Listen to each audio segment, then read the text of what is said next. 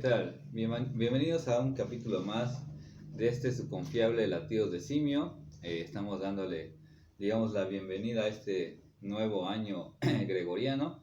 Y ya saben que este espacio es donde hablamos de libros, de literatura, damos recomendaciones, algunas opiniones para ustedes que son lectores, para invitarlos a la lectura de las cosas que hacemos aquí en este canal. Bueno, he estado viendo a lo largo de inicio del 2022, ¿no? Que en canales están haciendo los top 10, ¿no? Ya sea de discos, de libros, de diferentes cuestiones, y dije, ¿por qué no hacerlo aquí en este canal? De los 10 libros que más me gustaron, ¿no? Y que me gustaría recomendarlos a ustedes que nos ven. Algunos ya hice, digamos, un video en específico en este canal, y me tomé a la tarea de hacer una lista de los libros que leí, ¿no? Y de esos que leí elegí 10 que me parecen los más sobresalientes de forma personal por diferentes cuestiones, ¿no? Sobre todo que son narrativa, ¿no? Ya sea novela o cuento.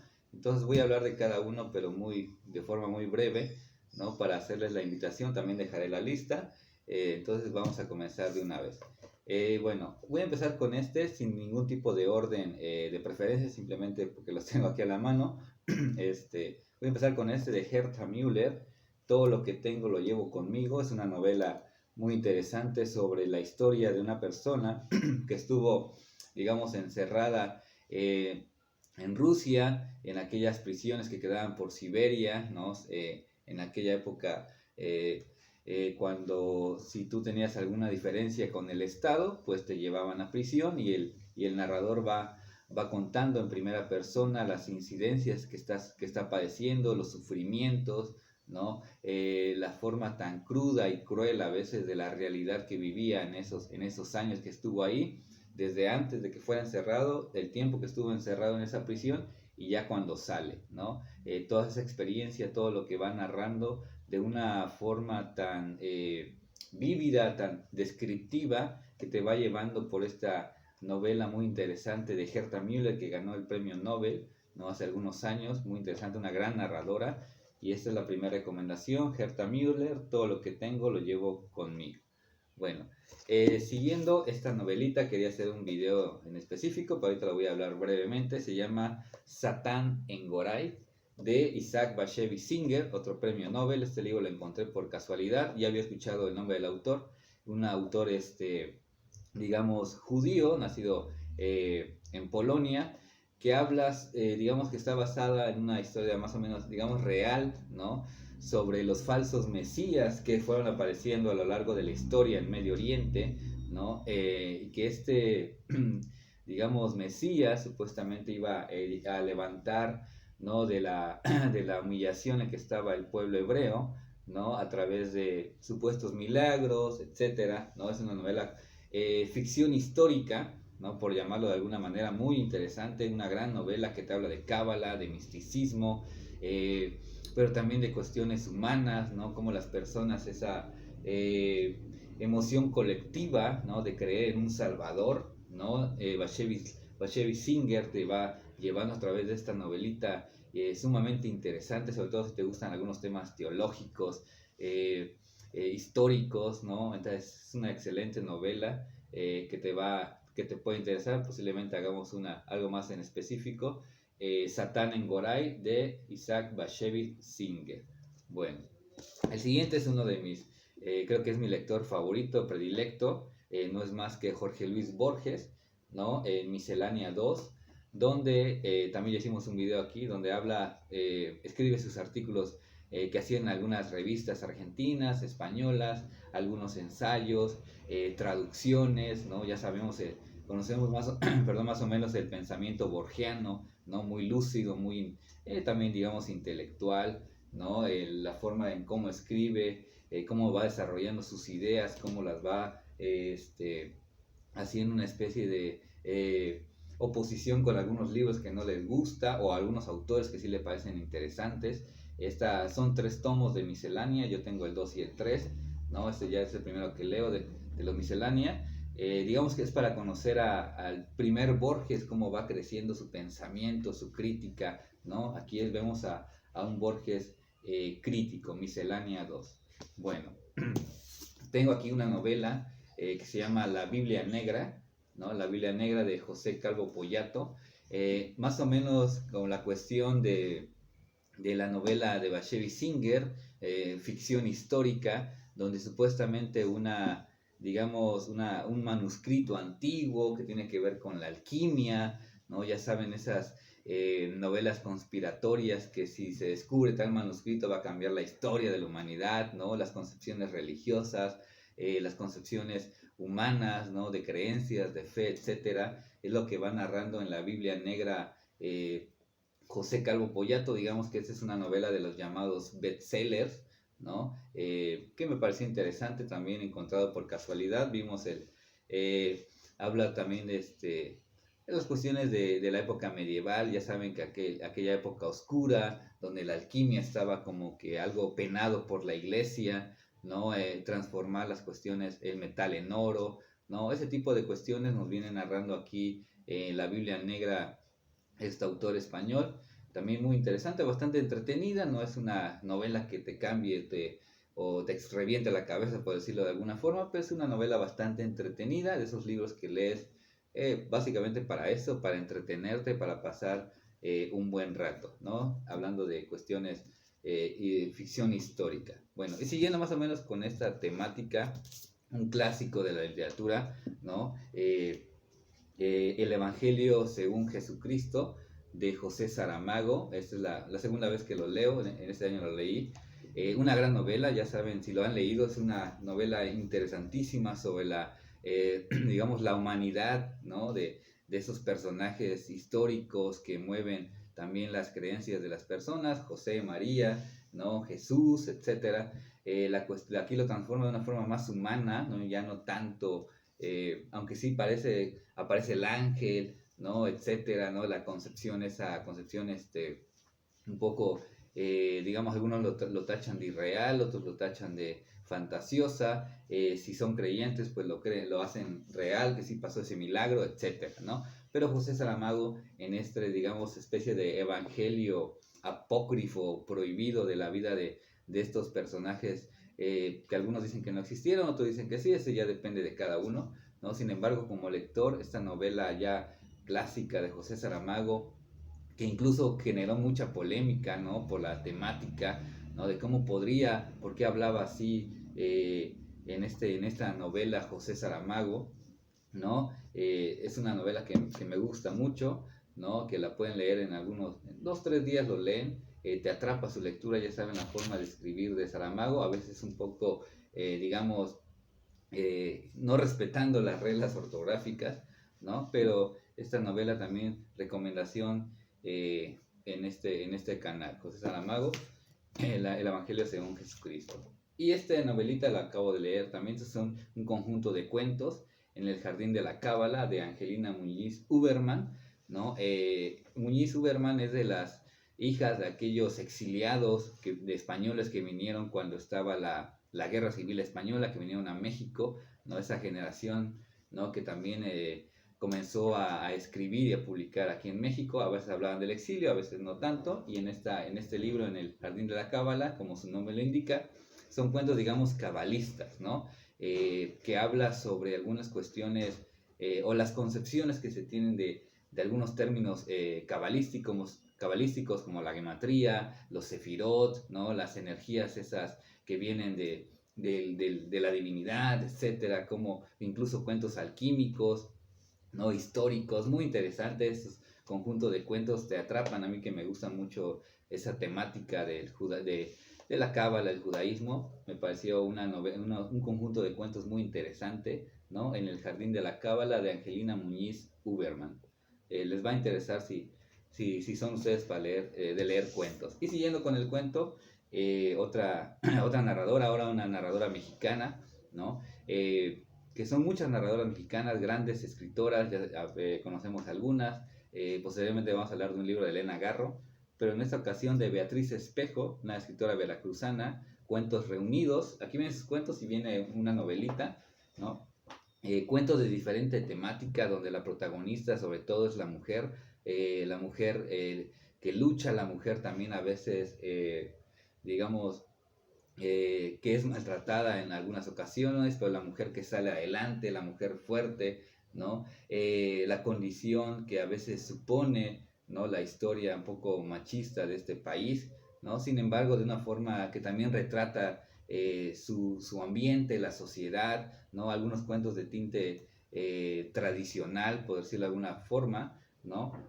Hay cuentos largos, cuentos breves, ¿no? Hay para todos. Hay uno de mis cuentos favoritos que viene acá, que habla sobre la visita que hace Vincent Van Gogh a un psicólogo, ¿no? Un cuento maravilloso, ¿no? Que lo pueden encontrar en los cuentos reunidos de Beatriz Espejo, ¿no? Este video es solo para recomendar, no tanto para semblanzas o reseñas de los libros, simplemente recomendaciones, el top 10, digamos, de latidos de simio. Bueno, siguiendo con los libros, ya nos quedan solo 3. Este libro, novela gráfica, digamos, que está basado en un libro de Roberto Bolaño, Estrella Distante, es una de mis novelas favoritas de Roberto Bolaño, y este libro increíble que se hizo, ¿no? Una especie de novela gráfica de este libro del chileno, que habla sobre ese personaje, digamos, ¿cómo podríamos decirlo? Transgresor, ¿no? Un criminal, una especie de criminal de guerra, pero que también era poeta, ¿no? Que se hace tiene su ambiente o se desarrolla en el golpe de Estado en Chile en 1973, ¿no? Con aquellas desapariciones, torturas, etcétera. Y aquí ilustrado de una forma muy buena, muy interesante, ¿no? Estrella Distante, yo recomiendo para comenzar con las lecturas de, si quieren acercar a Roberto Bolaño, por esa pequeña novela, es una novela breve, Estrella Distante, ¿no? Algunos críticos, ensayistas dicen que es el encuentro entre la literatura y el mal, entre el arte y la maldad, ¿no? Entonces, muy, muy interesante, un poco detectivesca también, ¿no? Un poco de especie de novela negra. Bueno, Estrella Distante de Roberto Bolaño. Y ahora, para concluir, 2 escritores chiapanecos, ¿no? De donde soy originario, dos personajes muy interesantes. Uno ya, digamos, ya es conocido, clásico aquí en la literatura chiapaneca, que es Heraclio Cepeda, y me regalaron esta iconografía, ¿no? Es una biografía de Heraclio Cepeda, autor de Benzulul, de la Marín Balsón, etc. Y unas novelas sobre la historia de Chiapas, ¿no? De su gente. Y aquí son fotografías, ¿no? Con un prólogo de su esposa, de la poeta Elba Macías, ¿no? Un recorrido, ¿no? Por la vida de este gran cuentista, poeta, ¿no? Revolucionario, estuvo en Cuba, estuvo en Rusia, ¿no? Interesante su vida. Yo tuve la oportunidad de topármelo alguna vez en una plaza comercial, me tomé incluso una fotografía, ¿no? Y valoré bastante ese momento con don Heraclio Cepeda, ya falleció, pero pueden acercarse a los cuentos, sobre todo, que a mí me gustan mucho de Heraclio Cepeda, ¿no? Y esta iconografía es sumamente interesante desde su infancia hasta sus últimos días, para conocer al personaje, pero también a la persona, y eso nos hace la invitación a acercarnos a la lectura de sus libros. Entonces, iconografía de Heraclio Cepeda. Y para concluir con otro chiapaneco, un escritor que yo descubrí por azares del destino en la universidad, me regalaron sus libros y comencé a leerlos, ¿no? Yucundo, el otro que se llama Cántaros, y esta gran novela, ¿no? Que se llama Jovel, Serenata a la gente menuda, de Eberto Morales, ¿no? Es una novela extensa, voluminosa, de más de 500 páginas, donde hace un recorrido interesante desde España, ¿no? Hasta llegar a Chiapas, ¿no?